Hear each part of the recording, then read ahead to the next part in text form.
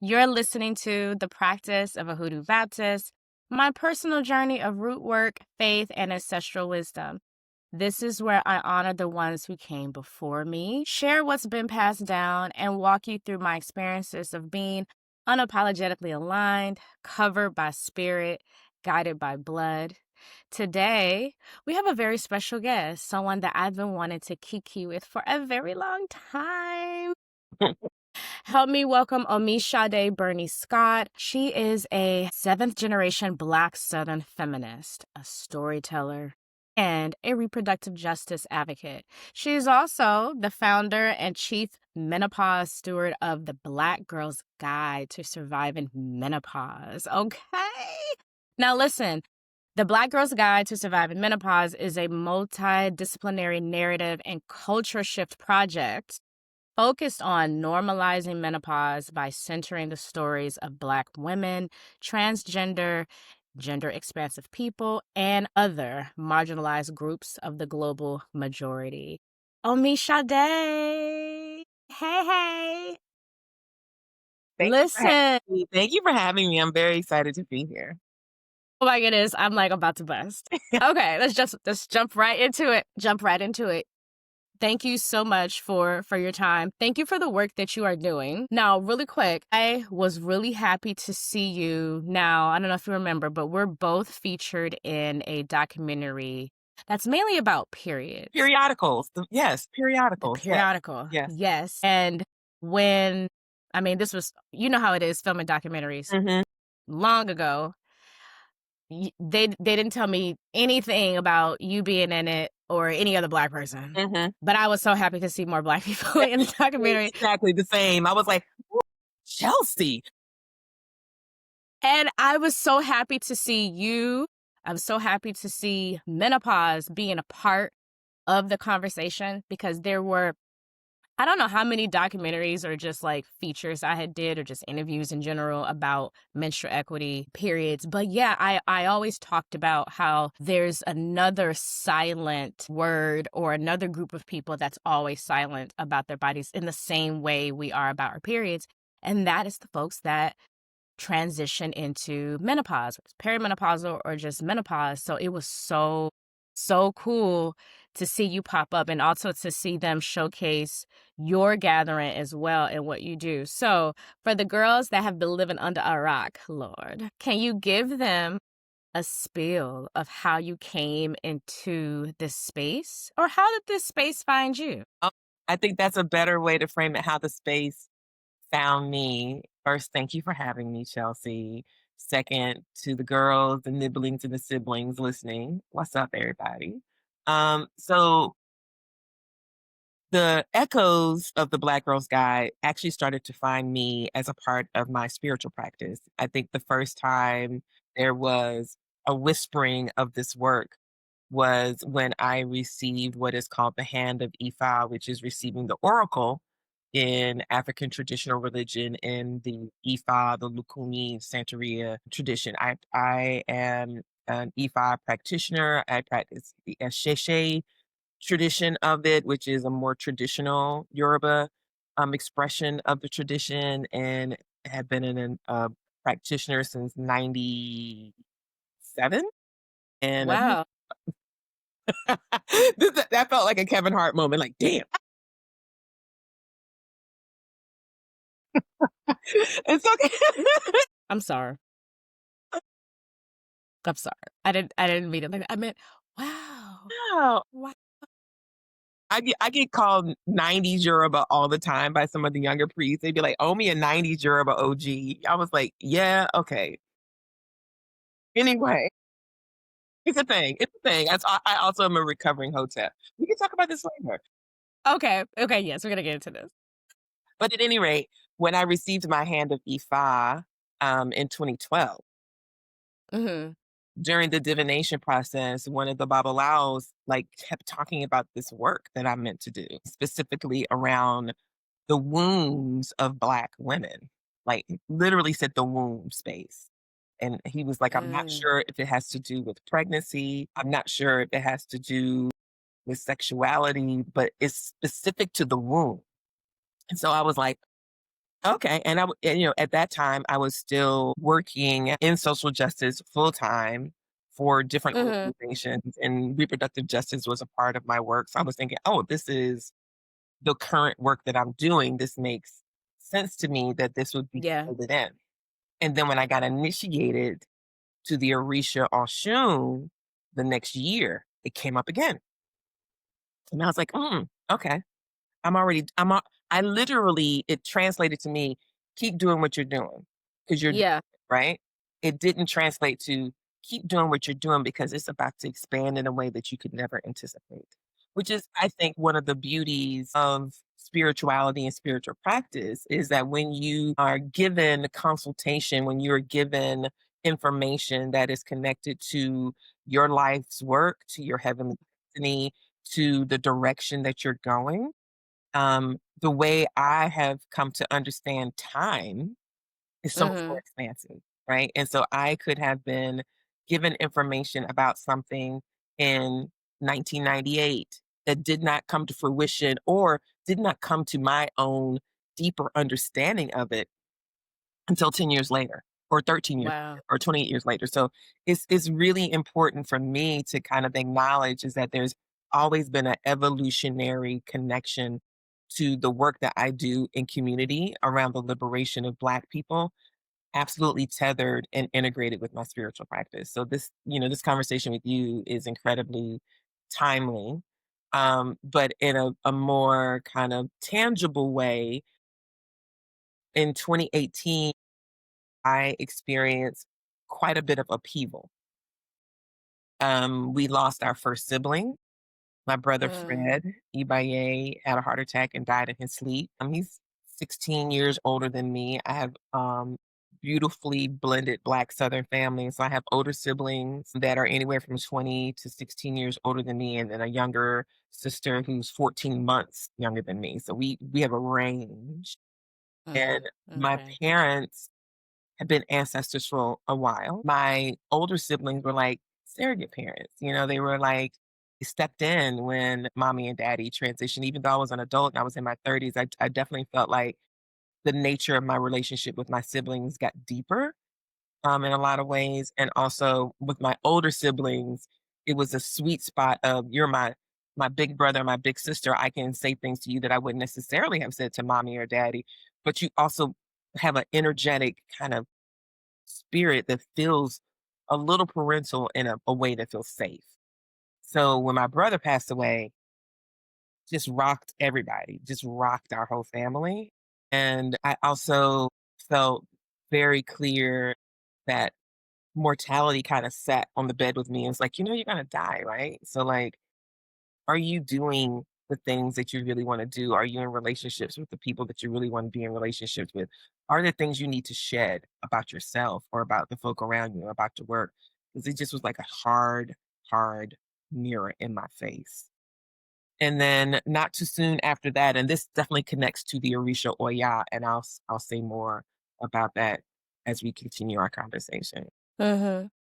And then there was a hurricane because I live in North Carolina, and anybody who lives in these eastern states that are impacted by hurricanes, it was hurricane season. And in 2018, hurricane called Florence came to North Carolina and it sat over my hometown. Excuse me. It dropped what was called a 500-year flood on my hometown of New Bern, North Carolina, which meant that my eldest sister had to be boat evacuated. She lost everything.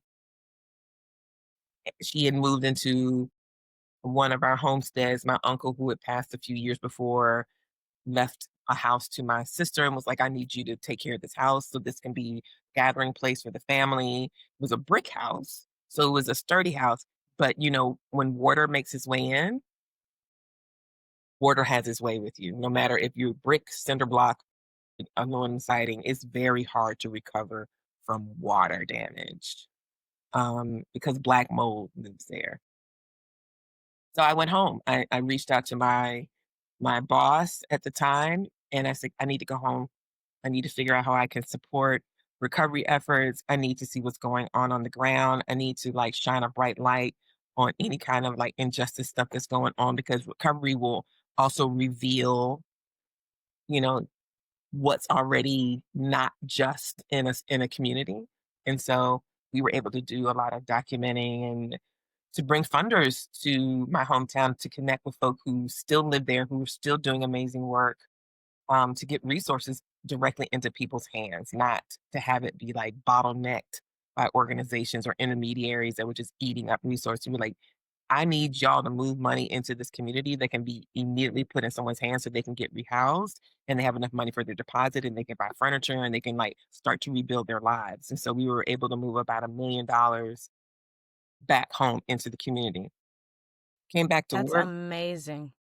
And listen, I was not a one woman wrecking crew. It was like a collective Yeah. effort like none other.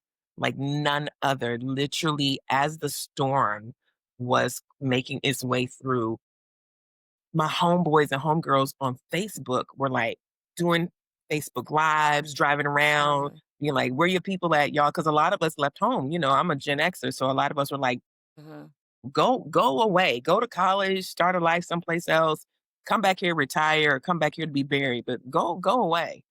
And to have people I went to high school with, cousins, be like, "What street are you on? What street is she Yeah. on?" To be boat evacuated, to have somebody on Facebook say, "Omi, what street does your sister live on? The Cajun army is coming down one side, and then these country white boys from out in the county were coming the other direction. And the country white boys got to my great niece, and my great niece's son got them and put them in a boat. Mm, And it's just really still mind boggling how we were able to do all of this work.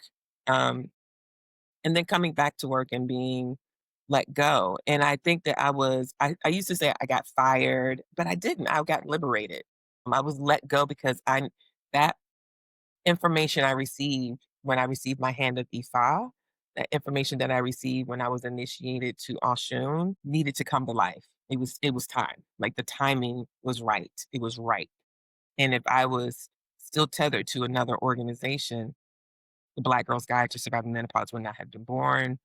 The work that we've been able to do for the past 6 years would not mhm. have come to fruition. I would still be doing what I have done for 30 years. It's just like grind it out inside of a social justice organization for the liberation of our people. Like that's what I've been doing. Boom, boom, boom. And they were like, yeah, you're still going to be focused on the liberation of our people, but you are going to be leading it. And I was like,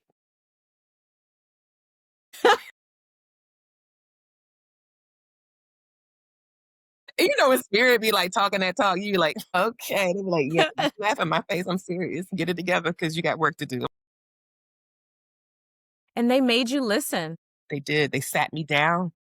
They sat me down so hard, Chelsea, it hurt my feelings. Like, the way that it happened was irreparable for me for a while. It felt like they kinda blew up a bridge. They were like, "If we don't blow this bridge up, she's gonna try to go back." They Mm, made the bridge like they removed it. They were like, this is not a passable path for you. You cannot go back." yeah. And I was very hurt by that because of the person that I was working with and also the organization I was working with. Full circle moment, after I was able to heal from the process, not the ultimate, like, outcome, but the process of being let go, and I was able to, like, really do what I needed to do to repair myself, that opened me up to being able to forgive the way that it happened and to have gratitude for the fact that it did happen because it needed to happen, right? So the way I needed to forgive that it happened itself, I needed to be grateful for because it was absolutely a catalytic experience that was very, very necessary. And been able to partner with this organization recently. They reached out and asked Black Girls Guide to come and speak at a gathering that they were having around Black infertility. And I was like, Wow. and I went to my mat. I don't freestyle in spiritual world. I went to my mat and I, sat with my ancestors and I sat with Orisha and I was like, can I, should I, is it fortuitous in a way that is held with good character and respect and light and healing proceed with this opportunity? And it was like the answer received was yes. Because sometimes you get a yes when you are making that inquiry or you're asking for guidance and support because a hard lesson will be present in that moment that doesn't feel so good. It might feel very complicated and challenging. And sometimes the yes is a soft return to a space. And I felt like this yes was a soft return. It was like, this was, you already experienced the hard part. You already felt upended and had heartbreak around this. You've done the work to heal yourself from this and to forgive the folk who were involved in that process. And so, yeah, it can be a soft return. Go ahead and do it. And so we did it, and it was great.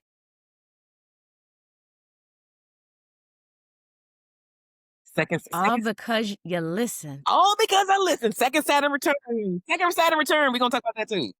This is second Saturn return is not even a game. I thought the first one was like wild, but the second one is just like, oh, Mhm. you think you know something because it's been 30 years since your first Saturn return. Let me show you this. And you're like, wait a minute. So much, I think so much for you, it's already written now because we had a little a chit chat before, Hmm. and what you told me, it made so much sense as far as like the way and how you do your work now, how you serve people now, how you a community, people finding you and connecting with you. And and I knew it had a lot to do um with your introduction, your rites of passage, your own rites of passage pertaining to your menstrual cycle. Super similar to me. When I got my first period, menarche, I had a talk with my mama, my grandmama, my daddy's mama, my other grandmama. He's like, everybody. Yeah, like everybody, auntie, cousin. I'm an only child. I have one other cousin who's an only child, but everybody else, 3, 4, 5 siblings. So mad cousins, and everybody's older than us as well. But yeah, I had to talk with everybody, and plus my 5th grade teacher, Miss Jackson, Miss Lucy Jackson Ibaye, may she Oh, everybody. she gave her students the period talk, little quick period talk, but more so just like letting us know that she was here for us and giving us a way to communicate with her without signaling the boys or anything. So we had like a special handshake. I'm trying to remember if we had to hold our hand like this Hmm. when we asked to go to the restroom, so she would know that yes, I need the hall pass, but I'm gonna be gone for a little while longer because I'm on my period. I need to go change my pad. So This man, I need to change my pad. the signaling. I talk about, and I think you do such a beautiful job about this too, Chelsea. There is tangible material and ephemera associated with our periods. So that Mhm. right here, that signaling of four Mhm. fingers up that let your teacher know I'm on my cycle. It's gonna be a second before I get there. Mhm. Don't send somebody Yeah, for me. I'm not out here running amok or whatever. absolutely. Because elementary schools, and I still lived in Alabama at this time, Mobile, Alabama specifically. And yeah, my elementary school, strict bathroom policy. And I talk about that a lot, like across the country. Like, why is it that schools that Black children go to, Black and brown children, they have such strict restroom policies and not considering the students that have periods, Mhm. not considering anything with their health. Mhm. But she understood where we were coming from and it was there for us. So I felt like everybody had my back, even though the world wasn't necessarily set up for me to experience and manage my period in a positive way. So it was still like, put your pad in your back pocket or put it in your pocket, Yeah. hide it. There's no pads or tampons in the bathroom, so Oh, you got to go to the nurse's station. mhm. And sometimes she got attitude because they not paying us enough, and Yeah, it's yeah, and not they're it's not here anymore. and now they're not here anymore. Yeah, a lot of schools, when they lose their funding, they become a Title I school for whatever reason. The nurse's station is one of the first things to go. And then now you have a custodian that's the one that ordering the pads, and that's usually a male. And that also makes it a little difficult for students to have access because they're not in the bathroom.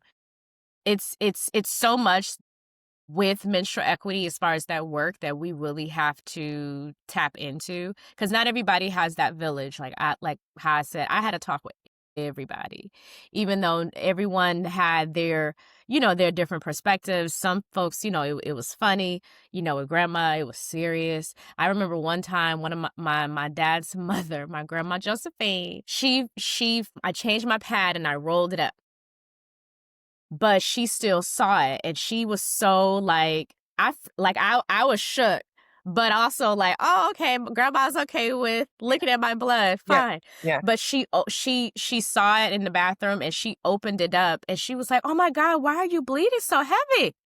And I was like, "Oh, is this supposed to be a teaspoon?" She was like, "Hell yeah, it's about supposed to be." First of all, I'm like, it's "It's not not the supposed to be this grandma, much." mama thing to do to be like, "You got a lot of blood in this pad. What is going on?" You be like, "What I'm happened?" like, I don't know. I don't know. But I think at that time I was maybe I got my period when I was 10. So maybe around this time I'm 11, 12. So I'm in it and I'm just doing it. I don't know, but she was like, "Oh my god, like that's like, why you have this so it's so much." So she was just so concerned, but from her doing that, I was like, "Oh, well, this just blood. Ain't nothing." We're all talking about clots and but and that was just such a different vibe from my mother and on my mama's side, everybody was just very much like, "No, roll it up like it's dynamite. Hide it. Roll them up." Yeah. So what what was that like for you as far Mhm. as your first period, rites of passage, because I'm sure, I know Yeah. that introduction, it's reflected in the work that you do now. Shoo, let me tell you something, Southern girl, from one Southern girl to another Southern girl. So in my family, I have 16 first cousins who are women. So Marianne, my eldest sister Marianne is the eldest granddaughter, and Mhm. sister Georgette is the baby. So in between Marianne and Georgette, there's 16 of us. And so I grew up witnessing and being completely immersed in like Black Southern feminine woman energy. People getting dressed in front of each other, people doing each other's hair, us like moving around in little intergenerational clusters to do things. We moved from North Carolina to Washington, D.C. when I was 3. And then when I was 4, we moved to Prince George's County, Maryland, and we still split our summers between Brooklyn and North Carolina. So I was always around cousins. My big cousins, who I thought were just so fly, in the 70s with their big afros and their incense, and introducing me to like Stevie Wonder's like keys, songs in the key of life, that kind of Yeah. flow. And so, and my mom was a registered nurse. So my mother was born 1930. My mom's name is Mary Ella Kinsey McConnor Burney Ibaye. And she went to Bennett College for Women, which is a historically Black college here in North Carolina in Greensboro. There are only two same sex HBCUs for women, Bennett and Spelman College. So my mom went to Bennett. And at that time, if you wanted to be a nurse, because there was not a nursing program at Bennett, in the early 1950s, you would do your general college work at the school, and then you would be transferred over to the colored hospital to complete your RN program. And the colored hospital was called L. Richardson Hospital in Greensboro, North Carolina. So my mom, I feel then and I feel now, even as an ancestor, had a very progressive view of the world that was ahead of her generation. And I think that was born out of trauma that she experienced as a young girl. And she did not want her daughters to experience similar trauma around our bodies. I don't know the specificity of the trauma that she experienced. I do know that she experienced a lot of trauma being born during the Great Depression, right? Becoming a teenager during World War II, Mm. becoming a young adult in Jim Crow. Yeah. So we take that into consideration. I without knowing all of the specifics and also remembering the stories that she told me about how hard it was for her family when she was a little girl after my grandfather died and she also lost a sibling. It was just rough.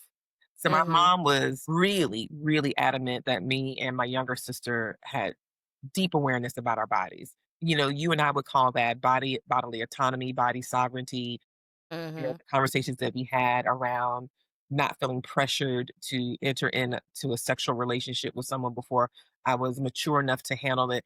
That was a consent conversation that we started having fairly early on, but that wasn't the Mm. language that she was using with me in 1977, 78, or 70. Got it. Yeah.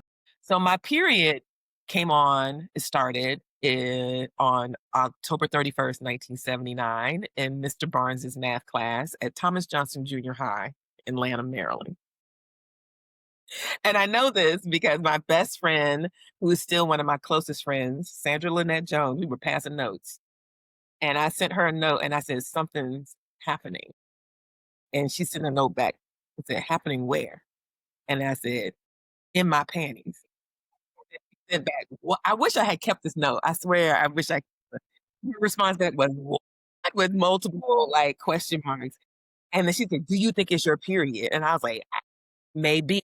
And next thing I know, Sandy jumps up and goes to the front of the classroom and whispers in Mr. Barnes's ear. Now, in retrospect, Mr. Barnes must have been in his like mid to late 20s. He was a young brother. Okay. We wore him out. We wore him out. He was just always like Sandra and Billy because my family calls me Billy. My birth name is Wilhelmina. And Okay. my siblings and my friends from high school and college still call me Billy.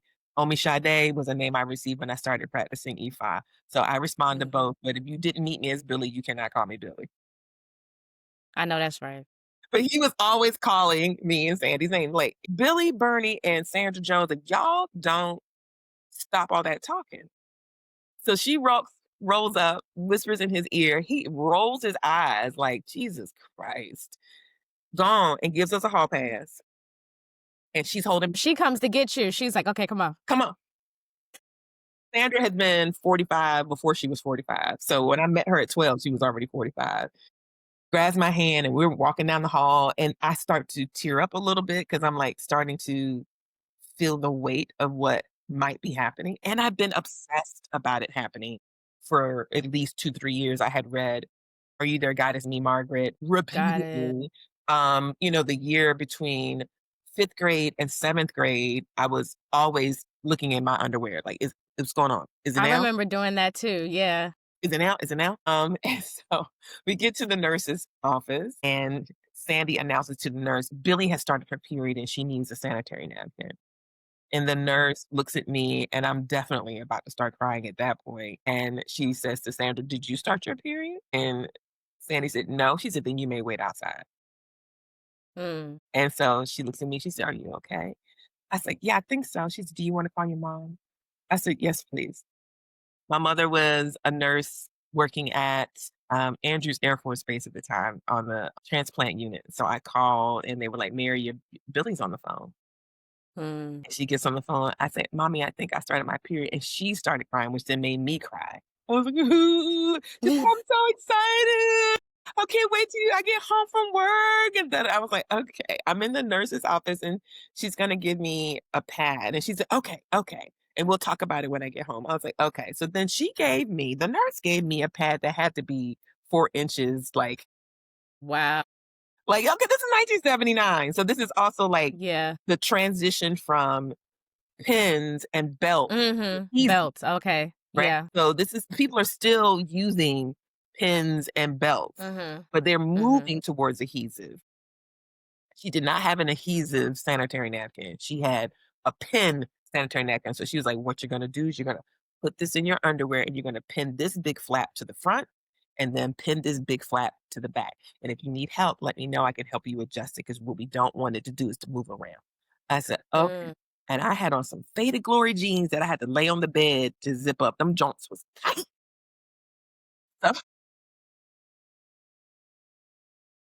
They were my second favorite pair of jeans. I had a pair of Gloria Vanderbilts and a pair of faded glory jeans. And honey, them things. I was like, "I know I look like I have a diaper on." I felt like I was waddling, walking. You know, that first time you're walking with a pad and you're just like, "This feels You weird." feel everything. You just feel like this is weird. And also, I felt like everybody could look at me and be like, "She's got a pad on." So Yep, yep. I come Ooh, the anxiety of it so all. much, so much anxiety around the knowing the presentation, the desire to fly under the radar screen and not be found out that you're on your period. And so I go out and I asked Sandy, I said, "Can you see anything?" Like as I walk in front of her. And she's like, "I don't see anything." I was like, whew, okay. I get home. My mom hugs me up, kisses me up, loves me up. We talk about all the things. She had been preparing for that for us. And she had a little thing under her sink. And so she was like, "Here you go."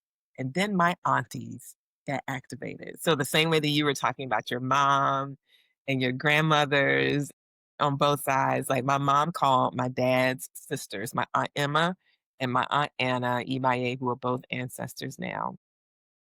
And there was a tradition that I was unaware of because I had not crossed that threshold into monarchy, that they put together a period package for all of my cousins. My sister was the only one who didn't get a period package. She's still mad about that right now. She's 57 years old. Wow. In the period package, it was sanitary napkins, pins, a belt, a couple of OB tampons, which I was not going to use. I was like, Mhm, there's no applicator. I gotta do what? I gotta take this and put on my finger and put it in my mhm. vagina. I'm just trying to do a good job of washing my vagina. The idea of potentially putting my finger in my vagina as well was not something I was gonna consider. Yeah, Underwear. There understood. used to be these 7-day-a-week panties that had the days of the week in cursive embroidered on the panties. Adorable.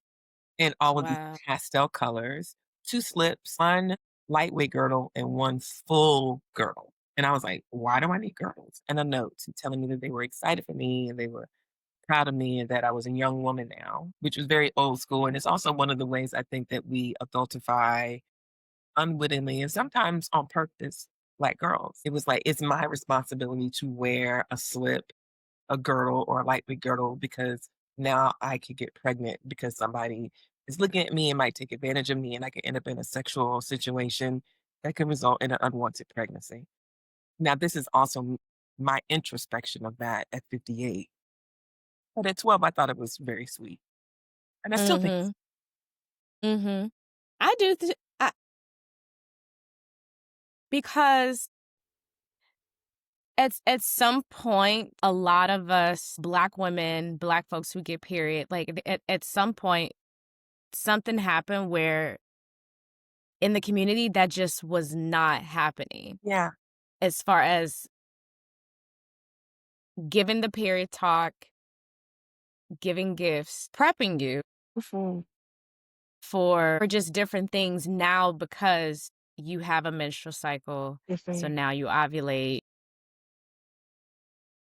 That and the stigma is still, like, hanging over us. Now, I will say, though, I do know now there are more parents, more people, more platforms and programs for Black children specifically, where they give the Black child Yeah. a period party, Yes. which I And I got to love that. attend one a couple of years ago. Really? Yes, locally, I have a friend here whose daughter was about to start her period, and she reached out to us as a community and was like, "Satoya is about to start her period. When it starts, I would like to gather you all to Mhm. speak life over her, to encourage her." And it was so sweet. It was an intergenerational group of people. It was women from her family. It's also chosen family from our local community. And it was beautiful. It was super sweet, and I was like, "What a beautiful gift." So I do think that there is a generation of Black girls or Black menstruating people that have had the benefit Mhm. having parents, caregivers who are like, "I want you to see this as an important rites of passage without adultifying you, Yes. without you feeling like now you are an adult. No, you're still 12." Yes, absolutely. Yeah, because I have definitely heard it before, like, "Now you're a woman. Stay away from boys." It's like Right, right. So there's still work to do. But I'm still 12. I'm still 12, and your work is so important, Chelsea, because it's like, I'm still 12. I'm still Mhm. 12, my frontal lobe is still wide open, I'm still, like, trying to figure things out, Yes. all the things, navigating peers, navigating friendships, navigating developing or blossoming sexuality or gender identities, all of Mhm. are coming online, and then you can receive all these messages about the fact that your period is dirty, is Yes. disgusting. You are at risk every single month of getting pregnant. What are you talking about? I'm not even like literally learn how to French kiss in 7th grade. Like, Okay. what do you mean I'm about to get pregnant? Like, I just kissed Michael. I just kissed Michael Devane like 2 seconds ago. He actually kissed three of us on the same day, and we were all foolish enough to let him kiss all three of us because you can't go to the 7th grade without knowing how to French kiss. And we were like, he had game. He ran game on three of us, me, Valencia Page, and Tony Wilson. And we all sat there like, okay, that's what you do. Oh, that's what you do when you're 12. I wasn't thinking about having sex with Michael Devane. Absolutely, but no, Michael, you were a whore at 12. You were a whore. Absolutely not. He worked it out. He was just like, "What?" I was like, "I cannot believe we tease about that to this day. How did we all sit there in our neighborhood in Maryland on the curb waiting our turn to be taken behind the house to be kissed by Michael Devane is beyond me. Mm-mm. Beyond. Mm-mm. I'm telling. Michael, if you listening, big whore. Big Big whore. big whore. But it was a No, great but experience for me, honey. yeah, yeah, and that is just so beautiful, and I love to hear that because, yeah, I think everyone needs to understand that some folks did not have a negative experience, and maybe even like yours where it kind of it started off scary. Mhm. It started off like it was just anxiety, uncertainty, but when you went home and your inner circle, your family, your Yeah. community held it down, and that was such a great setup for you later in life to where, you're understanding your entire menstrual cycle all the way to you understanding or transitioning into another stage or another part of you, another a whole Journey. new being. That's right. You know what I mean? With menopause. I will say this, my mom made her transition when I was 31. Mm, My Aunt Anna passed before that, and my Aunt Emma passed when I was 48. So, the conversations that I know I would have been able to have with these 3 women who I could talk to about anything, I feel their presence so strongly as we're doing this work with Black Girls Guide. We've even named our advisory committee after my mom. It's called Mary's Table, because I know that if she were alive, we would be having meetings in her house, and there would be food, and she would be sitting there, and she would have some things that she would want to offer, especially in retrospect of her menopause experience. So I didn't get the physical opportunity to talk about menopause with her. mm, And I miss that. I miss that I didn't get to do that with her. Because I was just became a mom at 25, and my mother was there when my first son Che was born, and I do feel very strongly like her presence with me with Che those first 6 years of his life were essential to helping me find my own rhythm and way of mothering that mhm. did not have to necessarily replicate some of the ways that I was parented by Black Southern parents. Yeah. And I get why they parented me the way they did, and I also know how I hold some of that in my body and didn't want that to be held by my boys. But I think she would get a total kick out of it. I feel her so strong, Chelsea, in this work. I talk to her. I have, you know, full on conversations at my shrines with her, and I'm like, "So check this out, and what about this? And what do you think about this?" Sometimes I feel like I can hear her in my head being like, "You are something else. I would never have thought about doing that," or "That's interesting. Mm, This is really." My mother was an avid reader. Sometimes I'll play audiobooks out loud. I'm like, "Check this book out," like we're still mhm. reading Yeah. together, you know? And I can hear her being like, I didn't know this thing about queer folk. I didn't know this thing about trans folk. I didn't know you were queer, Mhm. you know? Mhm. So I feel like there's a way that she's experiencing me as a living person from her view as an ancestor that is also helping her continue to grow. I'm blown away because that's so it's so beautiful, and I do hear often a lot of Black women share how their mother did not prepare them for menopause, Mhm. and I'm thinking of a couple folks in my head that I may have come across, like, on social media where folks are, like, truly upset Yeah, that yeah. they d Feel like they that get their set up. mother did not. Yeah, it feels like a setup.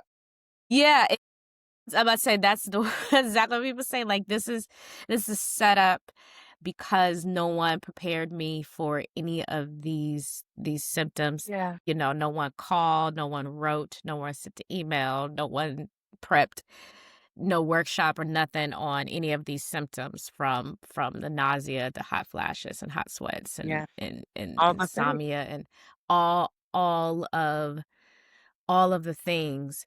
What and I think it's really beautiful how you are continuing, and I think that is what's so beautiful, what I want listeners to understand about African traditional religions and derived religions and the practices.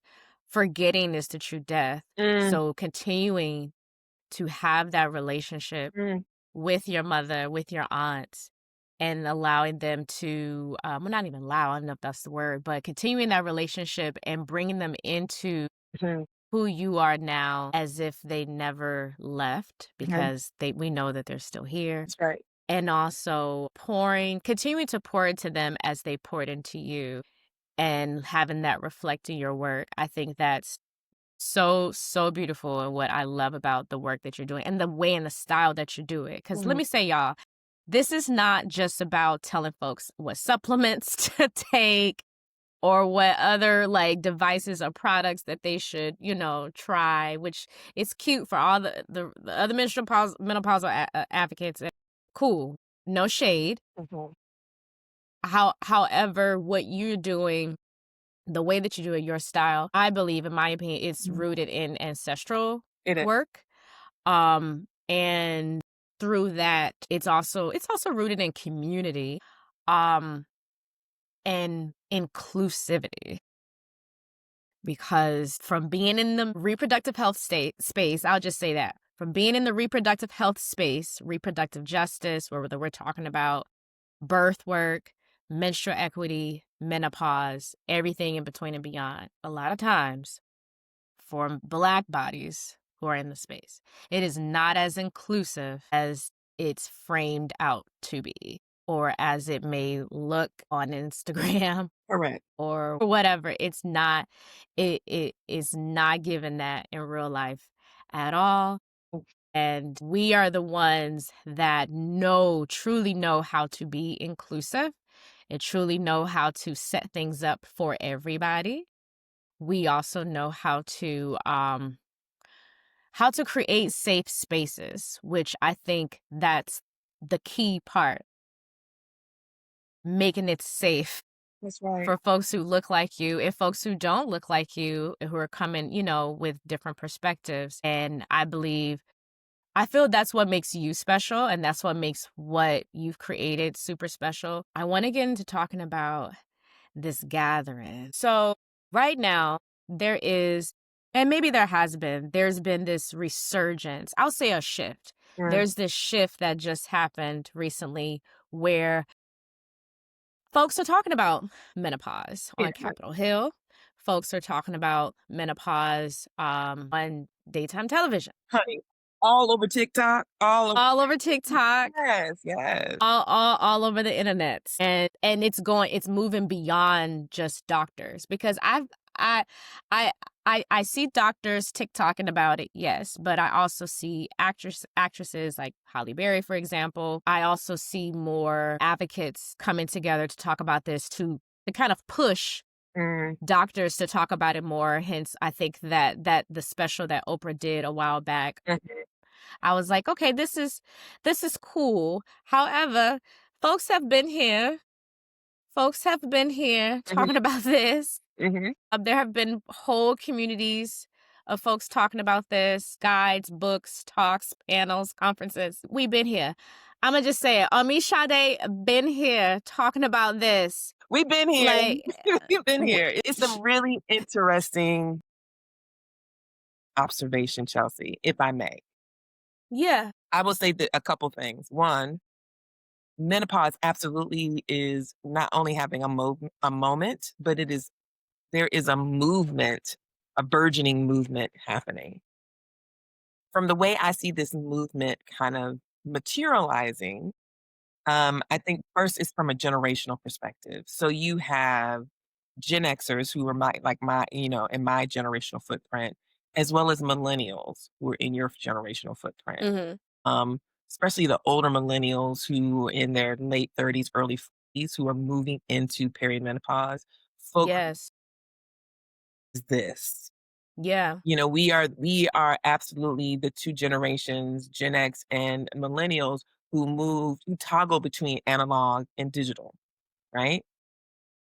We are the original like adaptable generations that move from an analog experience to a digital experience.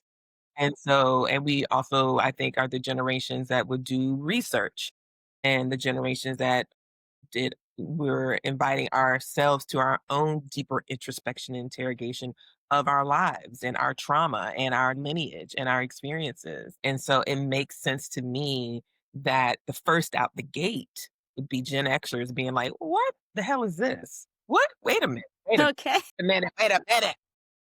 Wait a minute. I will tell you the day I called my eldest sister, Mary Ann, because I don't know your listeners, and I don't know if there are gonna be any video attached to this, but if there is, you can see that I have very white Yes. hair, Yep.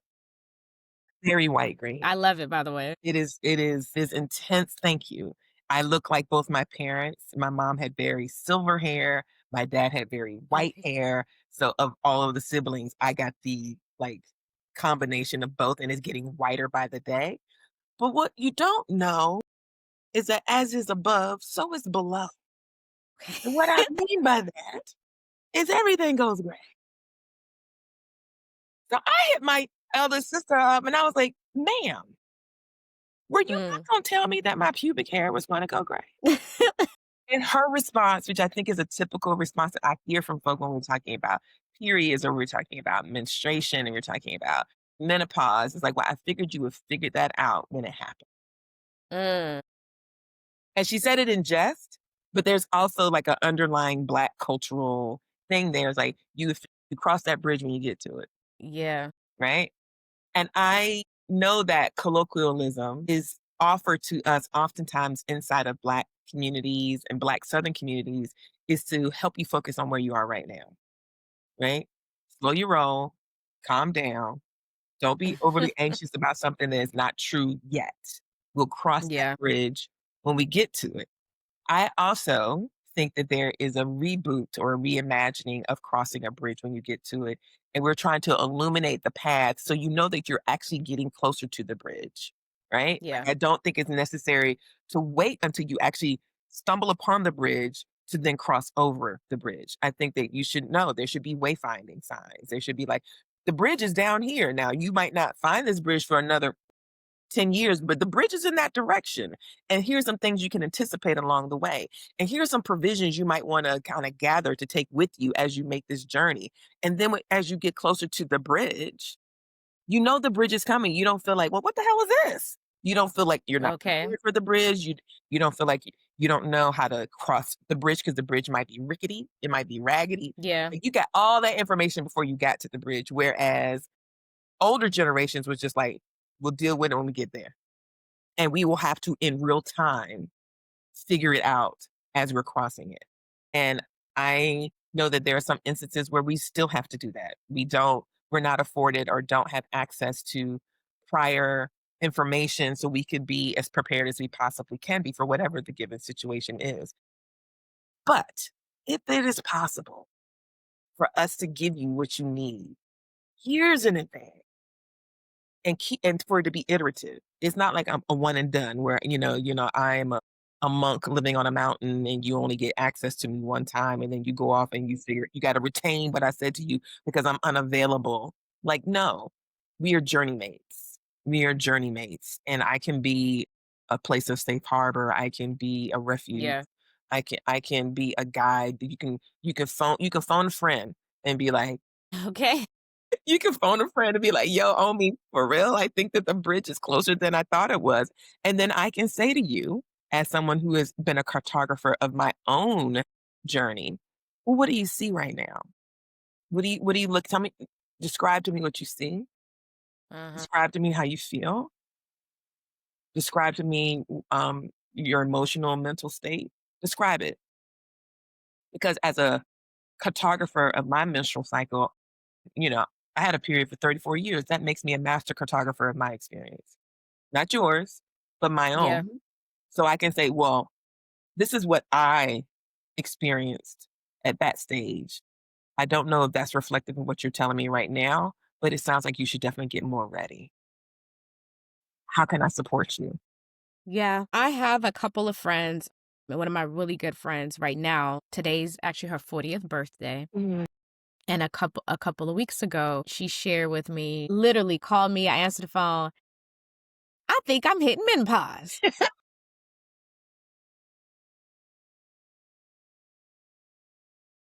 I'm like, huh? Why you think that? Because I'm hot, I'm cold, I'm irritable. I couldn't sleep last night and my period wanna come when it wanna come and sometimes it's 4 days, sometimes it's 10, sometimes it's 8, sometimes it's Yes. 5. Yes. She was like, "It's just I think I'm am I perimenopausal, like, in my 30s?" And then, oh, don't let her get on the internet and start reading or put anything into Listen, Chat GPT. She go into Chat GPT, she like, "And Chat GPT say that Black women, we can get into menopause when we're 36, 35, 36 years old. Did you know that, bitch? Did you know that?" I feel like chat was like, "Bitch, you might be." Yeah, exactly, like, gonna tell you anything. And Unless your friend but no, yeah, your friend yeah, like, she's just like, really, like, she was just like, "Wow, like, it's am I really here?" And this is really, scary, I think, for a lot of us who are in our late 30s because, the stress level is crazy, and I don't think that's talked about enough. right, right. The types of stress that we deal with that other folks just don't they dream about. That You know what I'm could saying? not imagine actually. Yeah. Unimaginable for them. They can't even dream about it because it's unimaginable Yeah. for Yeah, them. you're right. And I think that that's a really important thing for you to hold, for your friends to hold, for folk who are listening to this who are in their 30s and be like, I don't know if this is a conversation that is real for me yet. And like, it may not be real for you yet. But beloved, be clear. If you were Mhm. the uterus and ovaries, it will become more real for you in a minute. And I do Mhm. think that the way that we have experienced stress in this country as Black people, as Black women, femmes, genderqueer, trans folk, like, you cannot disaggregate that stress of white supremacy culture, patriarchy, misogyny, Mhm. misogynoir, Yeah. classism, colorism, respectability politics, heteronormativity, homophobia, like all of that is like a Gordian knot around a lot of people in our community. And so then when Right. you're walking closer into the portal that is perimenopause because on the end of that is menopause. Like the long game excuse me, that so many people are elevating is that they're actually perimenopause. Yeah. And so to be able to walk into that liminal space, grounded and tethered and supported and witnessed, like just at a real basic level, to be witnessed. Witnessing is such a core part of like Black church. Can I get a witness? Talk about it. Yeah. Right? I remember one time I took my little boyfriend home from college I was so in love. It was my senior year in college. I was like, "You wanna come home with me for spring break?" And he was like, "Yeah." My mom was like, "He can come, but, you gotta go, we going to church on Sunday." And he was like, I'm ready." He got introduced himself to the church. He was like, "Church, it is an honor to be here this morning. I wanna give honor and praise to my church home." He was like 20 years old. He did the whole thing. He gave love to my mama. "Thank you, Miss Mary Burney, for allowing me to be here with y'all." He said, "But I got to witness. I got to say something." He gave testimony. He Wow. testimony. And the number of older Black folk who came up to us after church before we went to eat, that boy, he's got a gift. It was an honor to witness him. They were so excited, and he was just Yeah. grinning from ear to ear. The power of witnessing is such a cultural thing. Mhm. Whether you're a spiritual person or not, whether you have a spiritual practice or not, whether you're a religious person or not, witnessing is such a core part, I think, of Black culture. To be Yeah. witnessed, to engage in the practice of witnessing and to be witnessed. Mhm. This is part of our survival mechanism, is part of our ability to tell the story. Mhm. I wanna yeah, that I love that story. That is so, so true. And I'm thinking about even just how I try to okay, I can give an example how I tried to incorporate this in a workshop. Mhm, So when teaching So one time I had a workshop for happy period. We teach teens about puberty, the first period, menstruation, the whole thing. And when it's all children who identify as girls, when it's all girls and they're between the ages of like 10 and 13, mhm. I can feel their anxiety, I can feel their uncomfortability. I can feel like what is this? I can feel it. I also can feel the fear, just like so to when I started like learning like how to identify that and really feeling that, I was like, okay, I want to try different things and make it so pull a little bit of the Black spirituality church experience Mhm. into the workshop without bringing up Sure, God or Jesus or sure, anything. sure. So one time I had a workshop with the kids and their parents. So the mamas was there. And I'm explaining to them that your period can just start at any age. And they could not understand. They were like, "What? So we not going to just it's not going to tell us before?" And I'm like, it may tell you because there's spotting and you may feel like crampy, a little stomach ache, and I was like, but for the most part you may not feel those things because I already explained symptoms. You may not feel those symptoms. And it just starts just a little dot, and I was like, it doesn't feel like, when you're going to the bathroom, like you're full on like peeing, but you'll feel just something just come and you could be 10, you could be 11, you could be 12. So I gave my testimony of my first period, the conversations I had, how my mother, I already explained what a pad was, and I told him about my first bath, like I gave myself a bath and, I was just comfortable with it. And that was also my way of explaining how it's okay to look at yourself. Yes. Look at yourself when you're in the bathroom, look at yourself where, you're in the tub, you're washing, you're cleaning. It's your body. Your body's your own is the home that's yours. It is yours. So look at yourself. And I said, I was 10 and everybody was like, and I'm like, "But it can be any age, y'all." So Yeah. I was like, "Okay, hold on, y'all, watch this." And so I saw the first mom and I said, "How old were you when you got your first period?"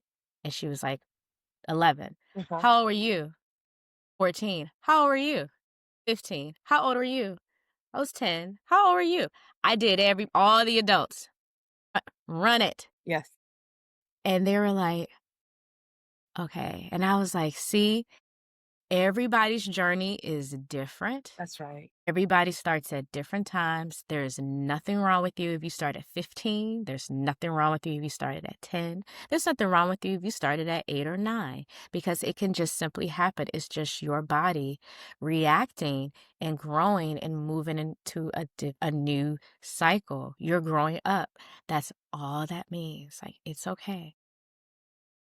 Let me tell you, at first I felt really confident about that practice, just bringing that in the room. But when the workshop was over and we had to send the feedback form for the parents, all the parents said they loved that Mm, one part of the workshop where they got to participate when I asked them how old they were. Everybody, folks who are in a menopause or not, but still, how old are you? So they can understand that not only that it happens to anybody, at any age, but all of you have that's periods that's right. That was and a we are all huge connected. unifier. What a beautiful unifier to do it that way, and also what a beautiful way of witnessing it, where folk could be like, 10, 9, 15, 16, 14. Chelsea, the way that you did that, we do that with menopause. I Mm, want people to time travel with us. Let's go mm, back. Let's do what you just did. We do that to be sure. And I asked mm, people, I said, "Have you ever time traveled?" And folk are like, "No." I said, "Would you like to time travel? It's safe. You don't have to leave this room." yeah. Yes. Wow. And so we're like, "All right, take me back. Take us back. Take yourself back to your first period. Take a moment, close your eyes. If you can remember the date, if you can remember where you were, if you can remember how you felt, if you can remember if you felt prepared, if you can remember what you felt emotionally. If you Mhm. ever feels comfortable, witness, give a Yeah. testimony, tell us Yeah. about it." Because I do think that story is one of our most powerful tools Absolutely. to change, right? It is the most Absolutely. powerful tool to change. Witness, like the way that we have been witnessing and are being asked to witness what is happening in Palestine, what is happening in Sudan, what is happening in Mhm. Congo, what is happening in Washington, DC, what is happening in Los Angeles, what is happening in Florida.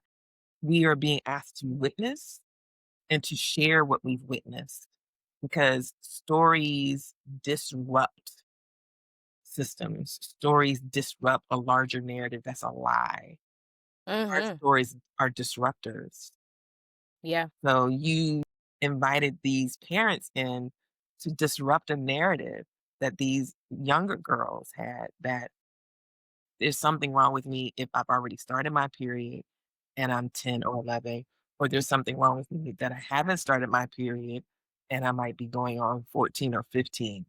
That was a disruption of a harmful, limiting narrative about right sizing rightness. Like there's a right way to start your period. And the same thing holds for menopause. There is no right way to enter into peri. There just isn't.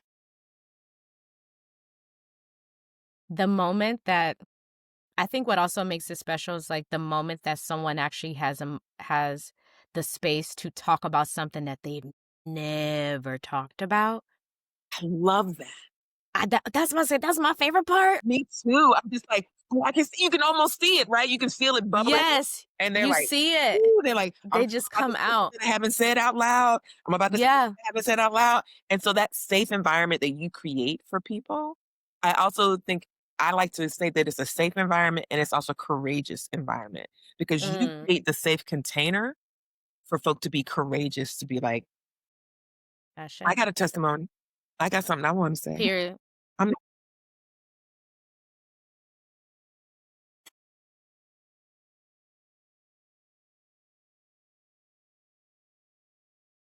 Heck yeah. Mhm. and being like, I might get slapped in the face, but I'm about I'm about to do it. Absolutely, yeah, because especially, like, I truly believe, like, holding it down for them that way when they're for the youth when they're younger, we're prepping them for when they're by themselves at the doctor's office. Honey, you created a core memory for these young Like, people. They will mhm, never forget Miss Chelsea's workshop. mhm, They might forget mhm, that it's called Happy Period. They might forget mhm, whatever, but mhm, you have become a core memory mhm. for where they're like, what is that thing that Miss Chelsea said I should do? Yeah, I got it. It's a core yeah, memory that will move with yeah. for the rest First of their life. period talk. Chelsea. Let's go. Happy period. Let's do it. Let's go. I love and I truly love what I do. It is therapeutic for me too. It feels good to pour back into folks in the way that I was poured into. And that's the part that keeps me going, to be honest. I mean, you understand. I do. That's the part that keeps me going. It doesn't matter what the political climate is. It doesn't matter if there's a couple parents that are super against it because they're conservative or whatever. It's like, okay, but half of the human population has a period. I got mad people to work with. I do. I do. And the humans are continuing to be made. God is continuing to create. That's right. So yeah, I got mad bodies to work with. It's Like, an bring it. inexhaustible resource of people to work with. Right. Exactly. Yeah, Oh, okay. So speaking of people, giving back to the people, tell us about remembering. no doubt. So in 2023, we decided to do a diasporic tour. Mhm. It was called Orishii, which is spelled Orisii, and that is Yoruba for pairs, like a pair of people, not a pair of shoes. So it's like your best friend, your partner, your spouse, your creative partner. Like we wanted to expand it from an individual experience to bring a friend, bring a friend. Mhm. Excuse me. So we were able to travel to the UK, went to London, and we went to a place called St. Leonard's on Sea, which is in Sussex. Then we went to Harlem. Then we went to Toronto, and then we ended it in Puerto Rico.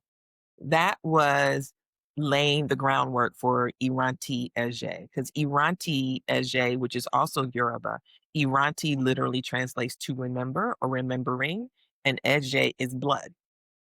And so that work in 2023 was like, I'm infinitely curious. I would say that that is absolutely how I'm hardwired is to be a very curious person. So I was curious about, well, diasporically, if I can't get to the continent or to the Caribbean, where are places where Black folk who are very close to the continent and their experience of being a continental African or their experience of being a Caribbean Black person, where else does that exist? The UK, Yeah. strong, deep African Caribbean populations, and Canada, strong, deep Caribbean populations. And, so I was like, cool, then we'll do this for now. We had conversations with people who are like you and I, who are already embedded in the reproductive health, reproductive justice Mhm. framework, who've been doing trainings, whether they're doctors, advocates, trainers, writers. And I wanted to hear from them, like, look, well, what's this work like for you? Like, how are you doing this work? How are you being supported in this work? How are you being invested as a Black person doing this work who may also be in the thick of your menopause journey? Like, what does that look like? So that was the first thing we wanted to do. So that peer learning was very important. And then the second one was the Orishi dinner. And so we would partner with Black restaurants. We would do a buyout of these Black restaurants because, Black Southern folk, we got to feed you well. Okay. We want to feed you so well that you are like looking for a couch to go to. Lay down. Okay. Listen, baby, I'm gonna feed you so well. I'm not saying I'm cooking because I don't like to cook anymore. I think that's a postmenopausal thing. I don't feel like cooking, Mm. but Okay. I can. Word. But what I prefer is to have somebody else cook something so good, so soul filling that you're like, I just feel like we should just stay the night. Doesn't everybody just want to stay the night? Is that kind of feeling, right?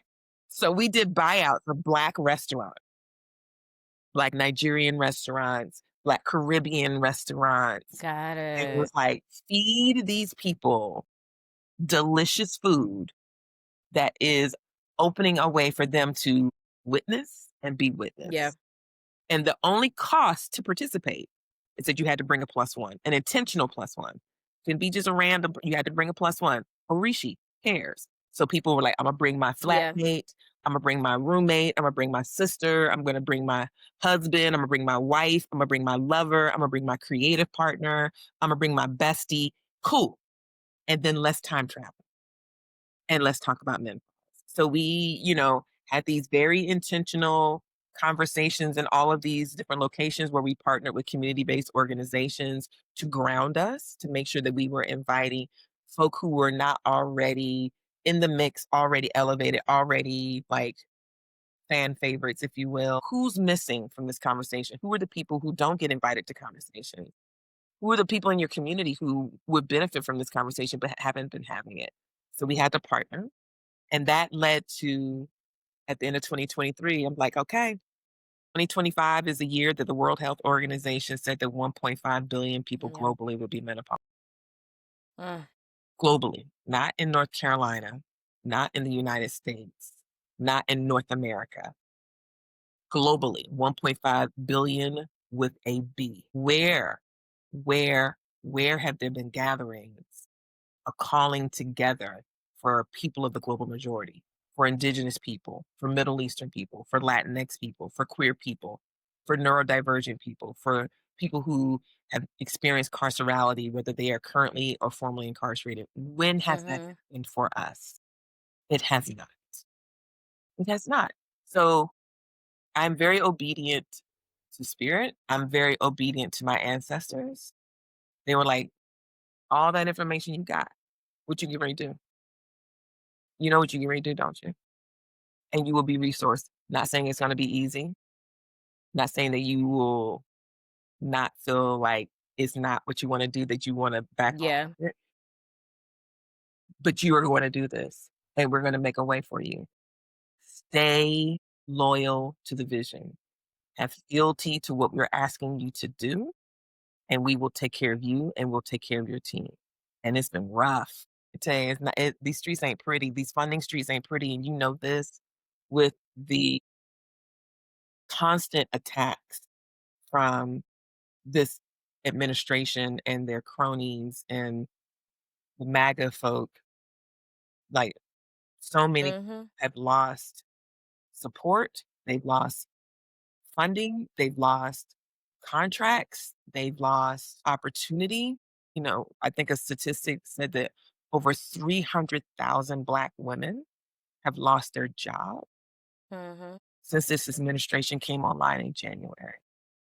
Yeah. 300,000 Black women. And so I don't feel special in any particular way that has been Mhm. for us in terms of resource development. I, however, do feel very, very um, defiant. I feel very defiant. I know that this is a hard time. I get frustrated. I cry. I've cussed and had crash outs like style crash outs. I'm like, oh, this a crash out feels like you about to be 30 years old again. What you about to do? Do. But my 58-year-old self is like, crash out, get it out your body, and Release. release it, interrogate where it came from, interrogate the narrative that's attached to the crash out, and then be vulnerable with people that you trust to hold you. They can Yeah. hold your grief, they can hold your excitement, they can hold your anxiety, and they can hold your rage. And I absolutely have experienced that as we prepare for October to bring together this conference. You know, you're going to be there making a beautiful offering for people who are still menstruating. That's so Mhm. important. Like people who are still in the midst of their journey and their relationship with their menstrual cycle, but who also want to be prepared for the bridge. Yeah. You're going to hold space for them in the red tent, doing ritual. So That's excited. I'm so so exciting, Chelsea. excited. And I'm so excited. girl, every time we say the red tent to folk, they go, oh, what? Awesome. And I was like, yeah, Chelsea Van Chaz is going to hold ritual. What? People's eyes like bug out. They were like, "Oh, is this what you mean that this is intergenerational?" Yes, baby. Yeah. It has to be intergenerational to disrupt. It has to be intergenerational as well. And so we'll have some fantastic keynote speakers. Dr. Alexis Pauline Gums is one of our keynote speakers. She will be bringing the element of the cosmos as her offering. Adrienne Marie Brown is a keynote, and she will be bringing the elemental offering from Earth. Austin Smith is a keynote, and he'll be bringing the elemental offering of air. I'm a keynote. I'll be bringing the elemental offering of fire. And then our last elemental keynote is Sonia Renee Taylor, and she'll be bringing the Mm, elemental offering of water. We have over 40. So in addition to those keynote speakers, we have 45 panelists, ranging from midwives to integrative physicians to mm. trans activists to formerly incarcerated people to abolitionists to researchers to healers to birth workers to doulas to um, economic justice, environmental justice, climate justice advocates, all in this space. The earth is a postmenopausal celestial body. We are witnessing the impact in climate justice on this planet Yeah. that is so incredibly ancient, right? It is a postmenopausal body. So I know that Alexis is going to talk about what does it mean for us to steward this postmenopausal existence of this planet? What are also the interspecies lessons from Yeah. whales and our closest mammal cousins who go through menopause? Whales go through menopause.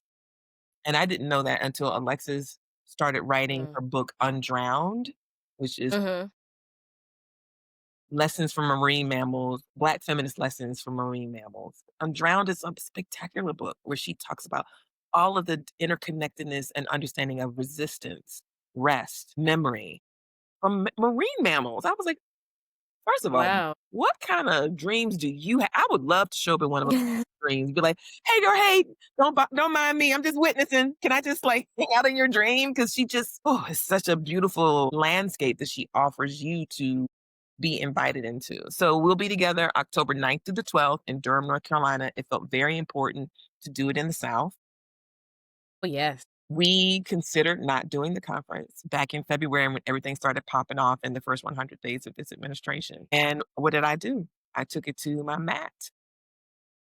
I received divination. And it was like, no, you are doing this conference. You are this gathering. The time is now. Keep going. Keep going. And you're not going by yourself. Keep going. Yeah. Thank you so much for continuing on, cause I know it's hard. It I know it's annoying. it's not the I know it's draining. I know the struggle. However, in the end, I know it's a win. it is a win. It is a win. And you will see, I think, and I know that other folk will see that every bit of what lives inside of me as a Black Southern woman, Black Southern church culture, even though I'm no longer a Christian, but I love Black Southern church culture. I Mhm. adore it. I love funerals. I love the pageantry of Black Southern funerals. I love Black Southern, not undertakers. What am I gonna say? Funeral homes. Mhm. I love it because every funeral home has their thing. Yeah. I'm like, "Get your thing on. I want what you do, what y'all do here? Because these folk receive Mhm. doves. These folk give you a flower. Everybody has Yeah. their thing. I love Yeah. the way Black folk do our thing. Mhm. I love the way Southern Black folk do our thing. So what can people expect? You're gonna be fed well, both physically, emotionally, and spiritually. You're gonna be fed well. We will create safe containers around the panels. So your space is a safe container. The red tent, the apothecary that we will have every day that's going to be stewarded by 6 local herbalists. That's a safe space. And we are also going to have a pop-up bookstore that Rachel Cargill is partnering with us to take care of. So that way we'll have books. So because you need your own library. So if there are recommendations of books, Chelsea, that you say, "Omi, can you make sure that this book is included in the pop-up bookstore? Tell me what you think should be in the bookstore." Dope. It ain't Okay. listen, ain't no thing but a chicken wing. We'll put that book in there, and Rachel will make sure that there is a QR code for it, so that way you can order the book and the book will meet you. You don't have to pack it up. Period. No, you back. Period. We're gonna have vendors. We're gonna have singing, and I mean singing. The folk I have invited to sing, I'm excited. they're not gonna sing, they're gonna Yes. sing. They're gonna sing. No, I heard the essay. Same. Yeah. So Come on, praise and worship. Come on, praise and Yes. worship. I love some praise and worship. Me too. That's I love a ring shout. I love the call and yeah. response. We're going to have a crone invocation, an international crone invocation of Black, Indigenous, Middle Eastern, Latinx, Caribbean, queer folk grounding the opening of this space. Do your thing. Come on. Come on. Come on. Come on. Come on. Listen, if you have dreamed about having a Daughters of the Dusk experience, but with everybody, safe Everybody. people, Listen, safe, everybody safe, okay? This is it. bring the queer babies, bring the trans babies. Everybody say, come on. Yes, yes, come on, because it is gonna be beautiful. I love all of the materials, the promo, the design, the curation, just everything, like, just preparing, and this has been months, Yes. months and Months. months of work Yeah, it and definitely takes planning.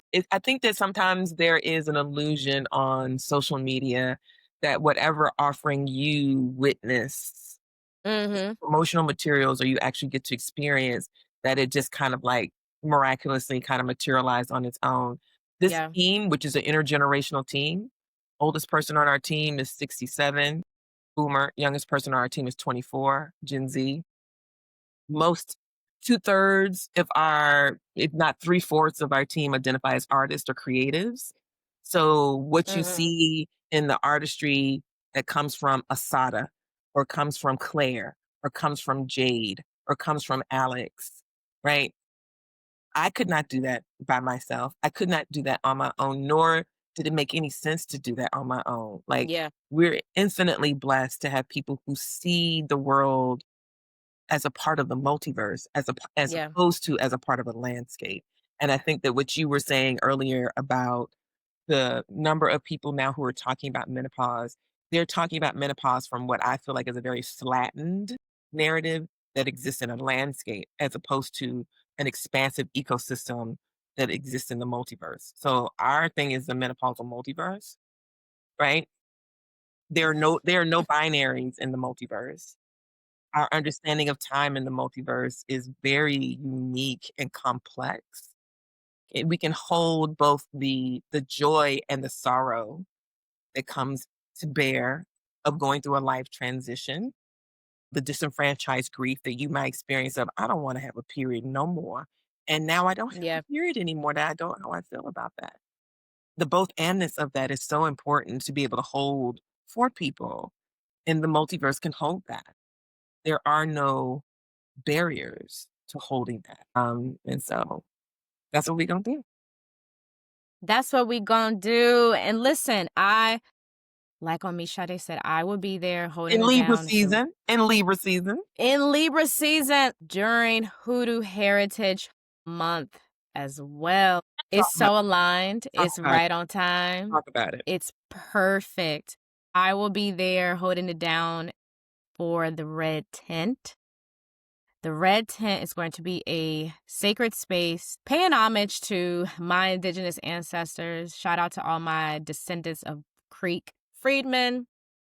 We had a win earlier this summer. All of my indigenous and Black folk who are still holding it down in the South, we're gonna pay homage to our folks who kept traditions off the reservations after the Trail of Tears by having a red tent, specifically for those who have a period, have had a period, definitely for those who have issues with their period, whether they have fibroids, PCOS, endometriosis, menorrhagia, Which dysmenorrhea. is a huge There's thing. And I do think that huge. people don't associate those realities with also going into early menopause.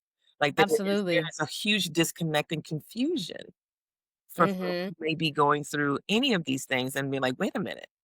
So am I like being fast tracked into menopause by Mhm. way of this reality, this diagnosis? Mhm.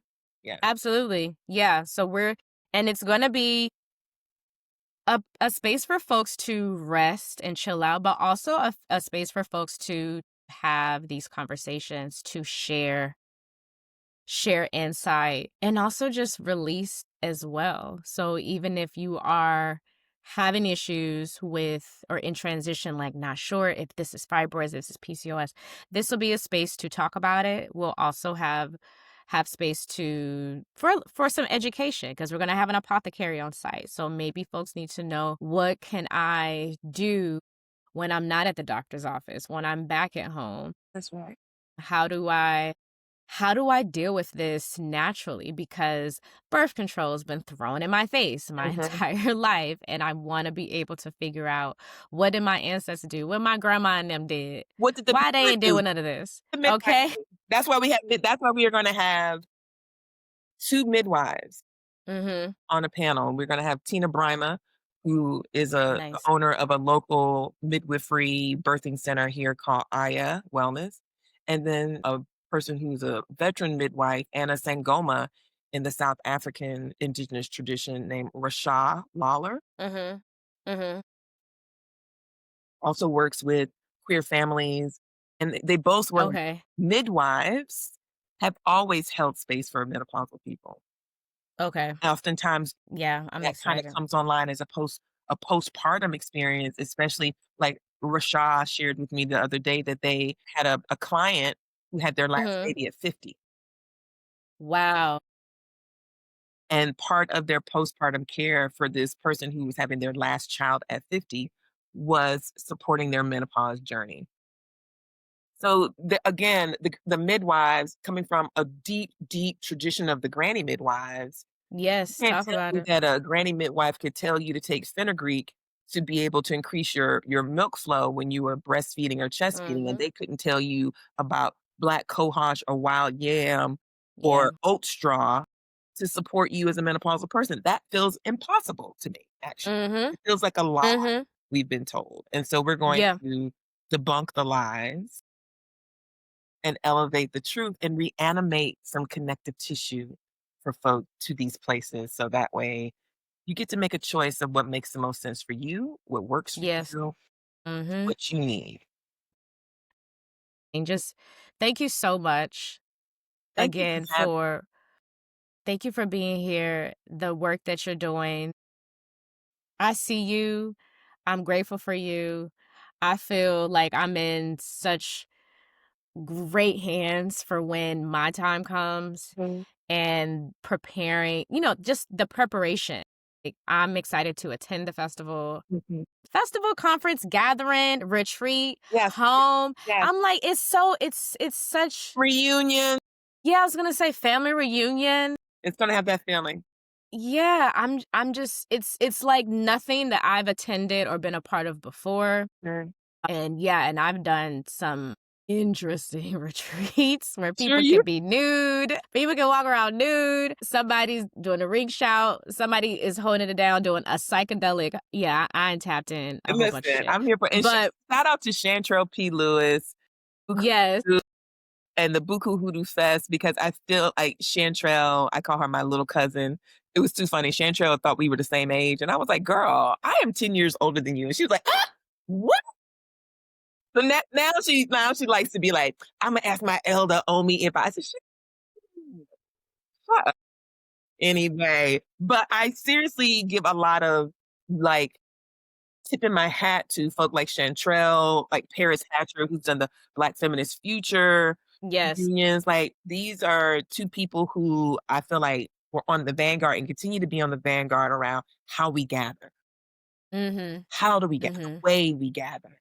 And the way that Yes. we gather that is grounded in Black culture, is grounded in Africanisms, that's grounded in Yes. spirituality, that's grounded. Like how we gather is so important Yes. as it's as important as what the message is for the gathering because if the container for the message is filthy Mhm. or if it's mean spirited or if Mhm. it's cold, if it's dehumanizing, then you just casted your pearls among swine. You just jacked yourself up. You set yourself up. Yeah. Yeah. When it's anti-black, I'm out. I don't care what you talking about. Right. Yeah. I'm out. Have the day you I'm out. deserve. I'm out. Yeah. Oh, me Sade. Shall see. Thank you. Mhm. Thank you. Thank you. This has been enlightening. This has been fulfilling and therapeutic. Mhm. Me too. For me too. I It appreciate truly has. it. Mhm. And I'm so grateful for you. And I can't wait to see you. I can't wait to hug your neck. I can't wait to hug your neck. Yes. You know, we be keeping people. You gonna be like, damn it, am I about to move to Durham? I'm just gonna warn you right now. There's really beautiful, sweet, fun, awesome people in Durham. You'd be like, "Ah, you know what? I am not My God. moving up from Los Angeles to Durham, North Carolina. Leave me alone." But I'm gonna just tell you right now, as I sip this good Durham water, I just want to let you know.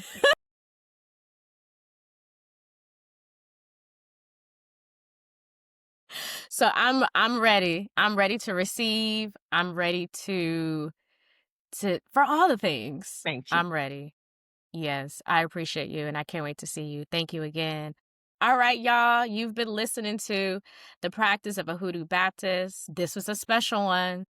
I hope you enjoyed it. I hope it filled you up because it definitely filled me up. Until next time, love y'all.